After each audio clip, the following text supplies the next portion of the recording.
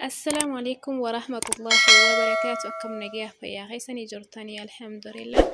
الراس مو برنولتا أكاتا سجلي خيس ورابدني إيك سجلي خيس ورابدني خلا سجلي جولي نما قد شمرة شبابة أكسيتي جرتني جتورا سجلي خيسني نورمالي أكسيتي جرتني خلا واستابي نما أرجو وربادني أكسم فيسبوك رات الشير قدو يو بربادني خلا إيموتين نما بربادني في أرجو يو بربادني جتورا haa akkaataa itti akkasitti sagalee keessan jijjiiruu itti dandeessanii isin barsiisuudhaan dhufe mee duraan dursee warri haaree dhuftanii baga nagaan dhuftanii maatii keenyatti dabalamtanii isiniin jenna viidiyoo yeroo nuti asii gadhiifne akka yeroodhaan isin bira gahuuf immoo sabiskiraayib laayik sheer godhaa isiniin jenna warri immoo duraan maatii keenya taatanii jirtanii baga nagaan nu eegdanii isiniin jenna viidiyoo hamma xumuraa daawwadhaa dhufaana tura.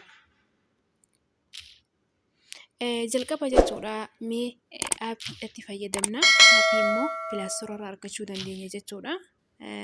Namni inni beeytanii warri hin beeyne immoo akka barattaniidhaa fi pilaastoora seennaa pilaastoora irratti dhooyna jalqaba aappii argachuudhaaf jechuudha. Aappii sagalee keenya jijjiirtu.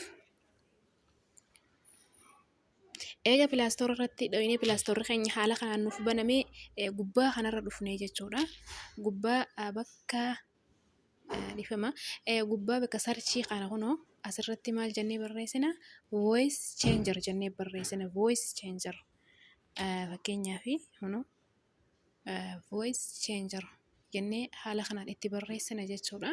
Kunoo voice changer jennee gisee haala kanaan itti barreessine aappiin kunoo kanatti hedduu kanaatu dhufa hundi kanuma sagalee waraabuuf nu gargaaru.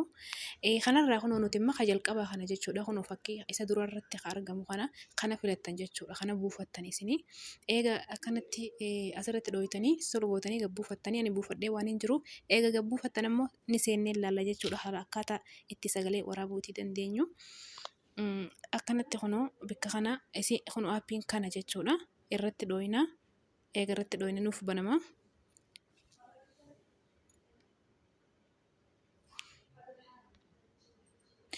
Gisee akka kanatti isiniif dhifama. Gisee haala kanaan isiniif banamee hayyama yoo isin gaafatee hayyama allahu jee gisee allahu isiniif fidi allahu irra dhooytanii hayyama kanataniif jechuudha. Yookaan immoo qaxitaa kanattu inni nu isiniif banama. Eega kanatti isiniif baname kunoo gubbaa kanarra waan kana ni agartanii fakkii kana fakkii voiceedha kana irratti akkana gaddooyna. Eega kanatti irra gaddooyne kunoo kana amma isa waraabuudhaaf ammoo akkuma akka gaddooyne jechuudha kunoo akka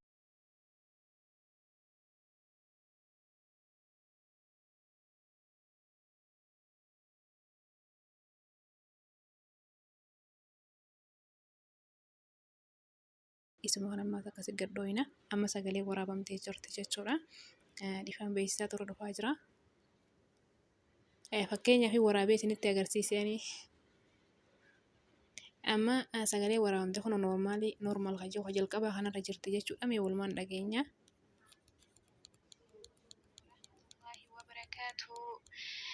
Hordoftoota akka keenya akkam nagaa fayyaa keessanii jirtanii nagaa qabtanii amma waraabee jira.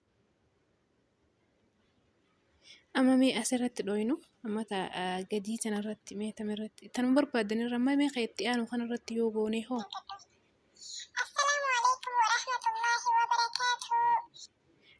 Kunis kana jechuudha amma kabirarratti dhooynu.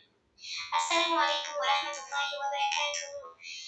Hordoftoota akka keenya akkam nagaa fayyaa keessanii jirtanii.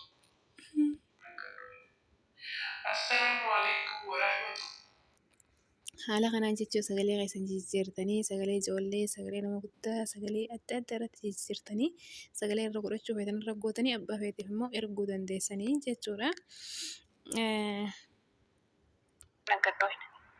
Assalaamu alaikum warahmatullahi. Sagalee akkasitti haa guddisuus kun osammaas jira. Haala kanaan sagalee keessan jijjiirtanii karaa barbaadanitti erguudhaaf dandeessan jechuudha. Amma fakkeenyaaf yoomma isa lammaffaa kanarra kaniin godhu taate isa lammaffaa kana sagalee kiyyoo kaniin godhu taate tuttuqaa sadeen kunoo fuula dura jirtu kana ni agartanii erguudhaaf jechuudha. Tuttuqaa sadeen kanarra gaddooyna eegasii gisee akkana nu dhufe sheer hajoo sheeriin jalqabarra jiraame sheerii kanarratti dhooyna jechuudha. Eega sheerii kanarratti dhooyne kunoo waastaappiinis jira iimoon jirti miseenjarri jira karaa fe'uun zoom jira waan hunda telegiraamaa jira telegiraamaa yoo erguu barbaaddanis kun telegiraama gad dhooytaniituma lakkoofsa nama irratti erguu barbaaddanis san irratti ergitan jechuun fakkeenyaaf amma waastaappii kanaan karaa waastaappii kanaan nama tokkoof haa ergu akkanumattiin kunoo karaa waastaappii eega gadhee meemma fakkeenyaaf nama kanaafuu haa ergu dhiifama lakkoofsa namaa tokko jalqabaa kanarratti haa ergu mee lakkoofsa jalqabaa nama jalqabaa kanaaf gisee akkasitti ergaaf jechuudha.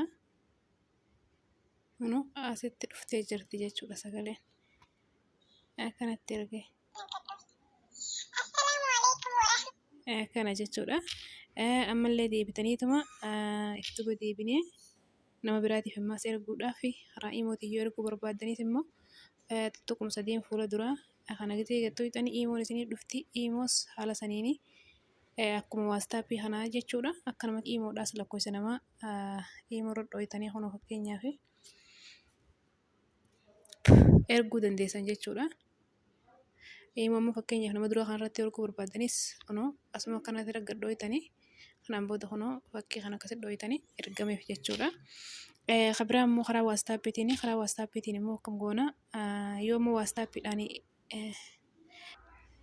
iftuba deebi'ee cufameetu jira ho'i irra deebineetti isinitti agarsiisa karaa waastaappiitiin jechuudha.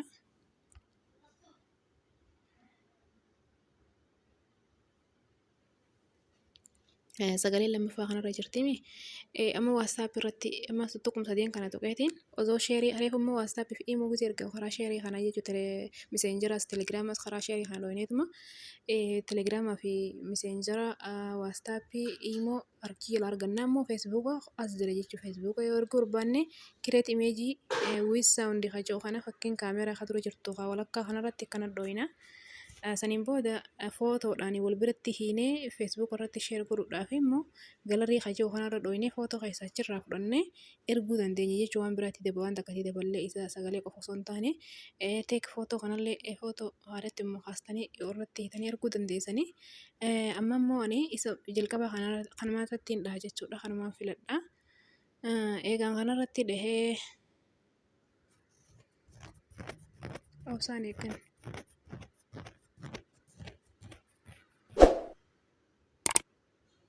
Haala kanaan akkanatti dhufa eega akkanatti dhufe kunoo gubbaa kanarra akkana godhee gubbaa sheerii akka jiru kanarratti dhaha.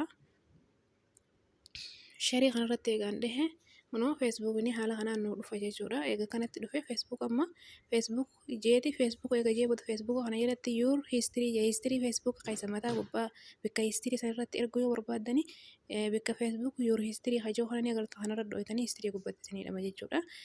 Giruuppii feesbuuk irratti yoo erguu barbaaddani feesbuuk yuur giruuppii hajoo jala kanarra jira kunoo isa kanarra dhooynaan giruuppii feesbuuk irratti ergama. Feesbuuka aadii jechuudha irratti erguudhaaf immoo feesbuuka ni uffata hajoo feesbuuka aadii irratti erguudhaaf isa kanarra dhooytan jechuudha. Mee nuti feesbuuk irratti sheer goona jechuudha. Amma mee fakkeenyaaf eega akkanatti dhufe akkam goona isuma sheerii kana dhooyna jechuudha.